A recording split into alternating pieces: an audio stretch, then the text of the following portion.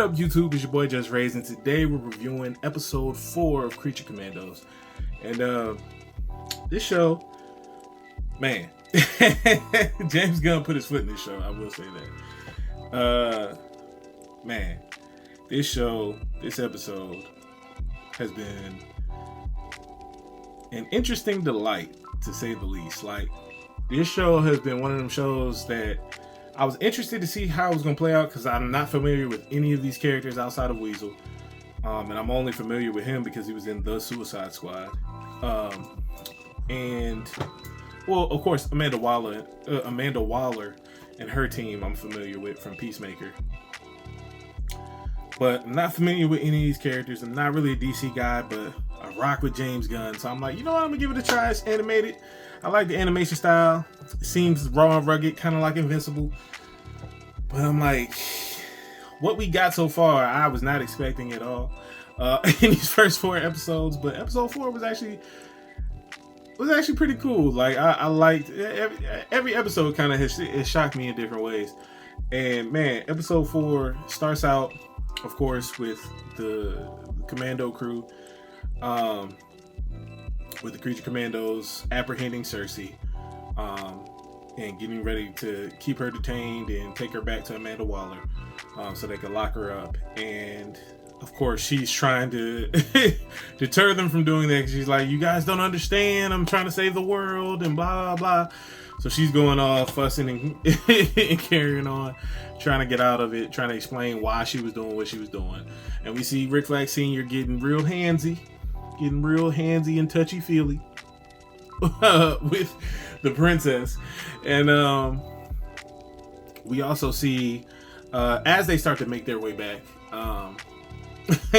to put the commandos back in jail, of course, as any other squad that Amanda Waller has full of prisoners. They go out, they do their mission, they come back, they go back to jail. So it's just like either you can do the mission or you could die. And when you're finished with the mission, you're coming right back to jail. So that's kind of been her role throughout all of the different iterations of the different task force she's had. Task Force M, Task Force X. That's pretty much been her stick. So they take her back. As the plane is landing, as they're deboarding, as they're having conversations, as they're walking, we see off in the distance some of the soldiers looking a little sketchy, and we see Frankenstein has now found the base and is watching from a helicopter that's off in the distance. Rick Flag Sr. and the bride have a conversation. Rick Flag looked like he's smiling a little bit too much, so that gets Frankenstein upset, and you really start to see Frankenstein crazy. Frankenstein is crazy. Like, bro, you off your rocker. And he begins to get upset because he sees Rick Flag smiling at her too much, and he's like, "Who is this person?" And then the two people that were in the helicopter with him, the pilot and the soldier he had with him, recognized Rick Flag Sr. and told him who Rick Flag Sr. was, told him that he was a good man, and said a third. And he just gets super jealous and super angry real quick, ends up killing the soldier who all he did was share that Rick Flag Sr. was a good dude. So he ends up killing him. He ends up unaliving him. And then he ends up unaliving the pilot and walking away as the helicopter goes down in a fiery crash. And it was just like, bro, you tweaking a lot. Like, you got a lot going on. And we see Cersei get put in an interrogation room, and we see the commandos go back to their cells, and we see once they get back to General Pop, they're pretty much, especially when they're in the lunch hall, we see Nina, who is the fish woman, pretty much getting bullied by like this ape creature and this bat creature. And of course, she's not a fighter, so she's just kind of there, just like, well, I'm kind of hungry. I was on a long flight. I just want to eat my food. So they pretty much trying to punk her to get her food. The bride sees it, doesn't like it. It starts talking to Dr. Phosphorus as they're walking up on the situation, and the bride's like, "Yo, give her back her food." Of course, the bullies laugh her off and try to walk away. The bride ain't having none of that. She beats up the bullies low-key kind of unalives one of them.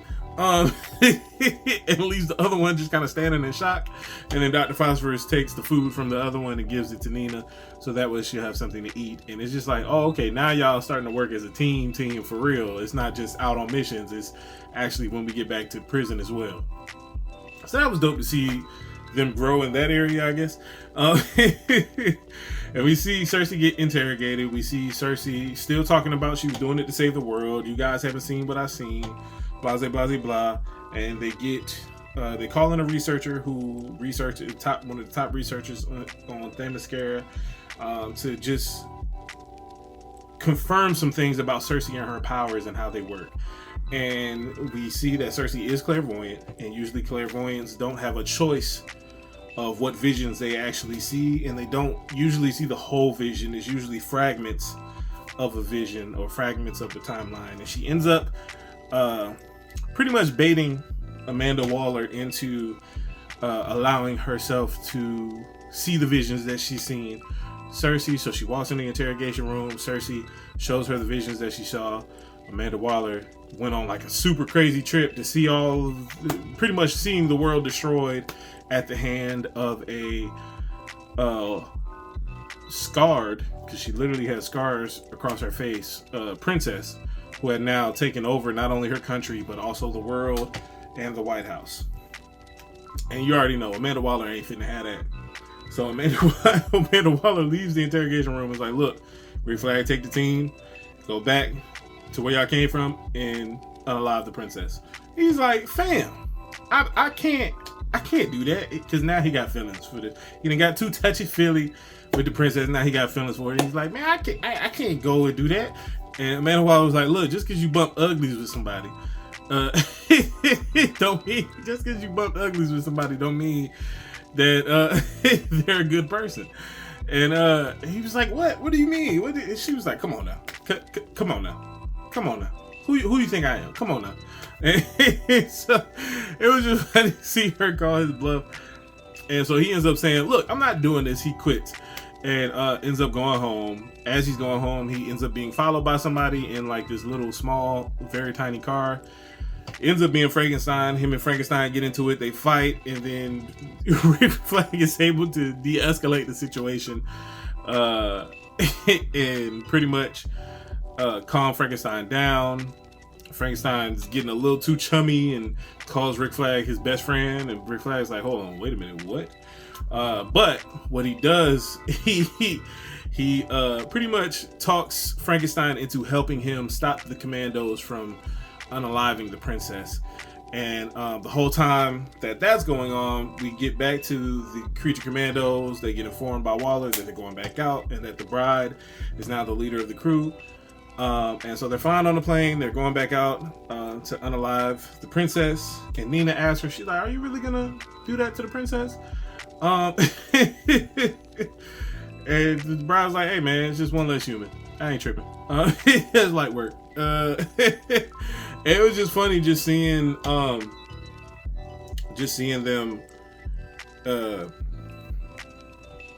just interact with one another. And the whole time, the whole time everything was going on in the background. The whole time all of this is going on in the episode, we get bits and pieces of Weasel's backstory.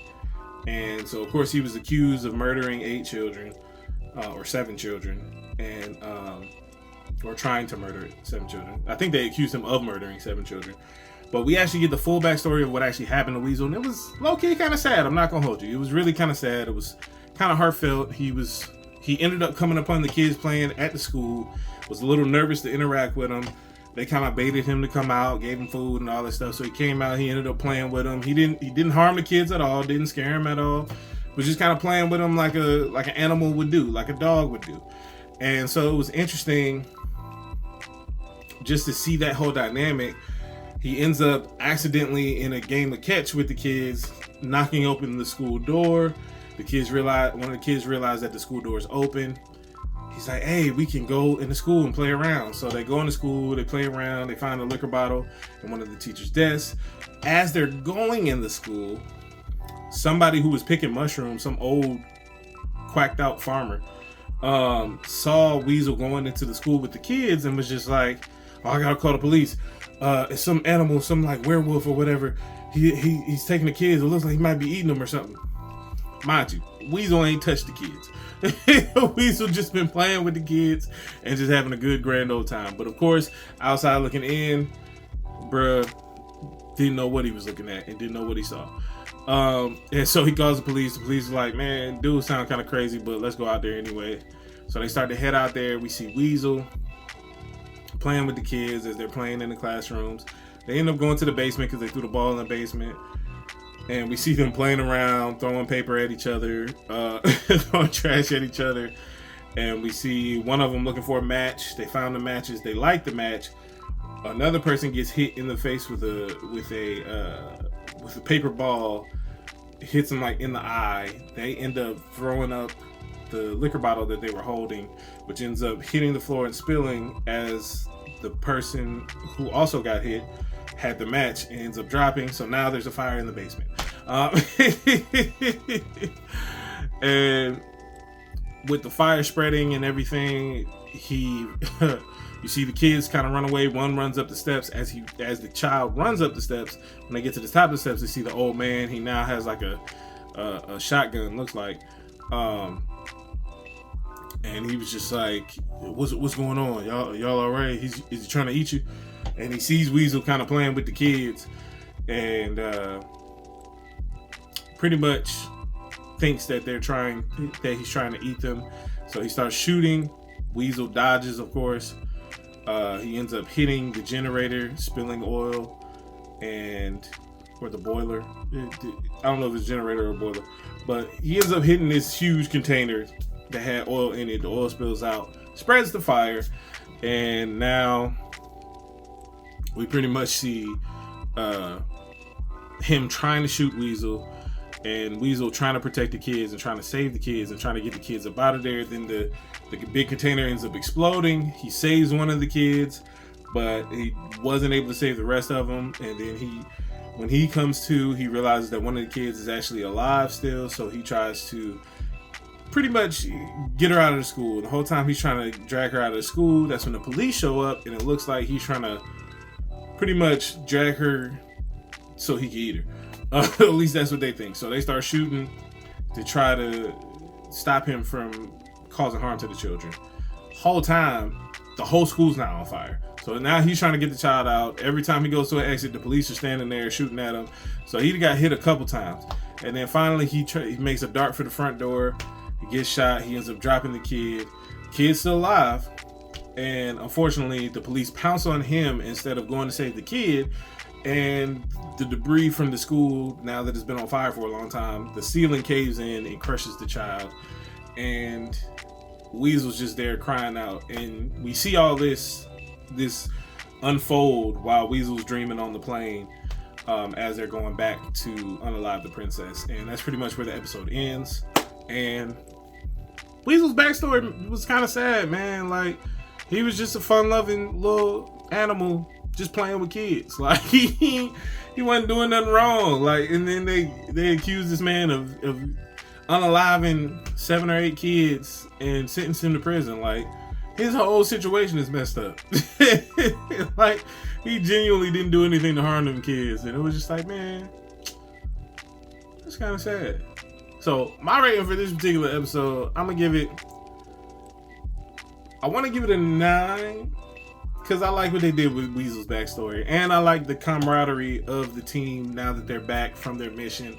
They're starting to grow together as like a unit, and even the whole Rick Flag Frankenstein situation was actually kind of funny.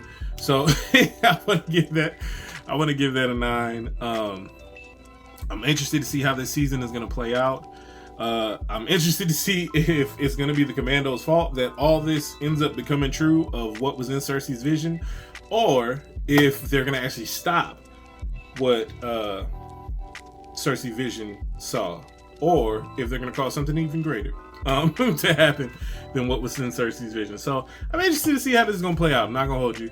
I'm also interested to see what's going to happen between the bride and Frankenstein, because Brett tweaking, he a little off his rocker, and she ain't here for none of it, and it's evident that she ain't here for none of it, but he ain't catching the drift. So I feel bad for him on one hand, but then on the other hand, I'm like, bro, you gotta chill. You gotta chill. So I'm interested to see how it's all gonna play out. But let me know in the comments below if you're watching Creature Commandos, how you feel about the first 4 episodes. Are you tapped into the characters? Who's your favorite character? Are you enjoying the story so far? Let me know in the comments below. We can chop it up. And don't forget to like the video. Don't forget to share the video. Don't forget to hit this subscription button and hit that notification bell so that way you can be notified anytime we drop a new video on the channel, which is every day. So right now I'm currently reviewing Creature Commandos. I'm currently reviewing Skeleton Crew, and I'm currently reviewing Bleach: The 1,000-Year Blood War. I think we got 2 more episodes of Bleach: The 1,000-Year Blood War left, and then it's pretty much out. I think the finale for Bleach: 1,000-Year Blood War is going to be a 2-part finale, so it's going to be interesting to see what they do with that. I feel like this next episode is going to be the friend saga between Basby and Hashwaltz, so should be interesting. But let me know in the comments below about the Creature Commandos, because that's what this video is about.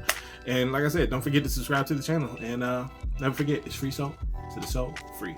Let's get it.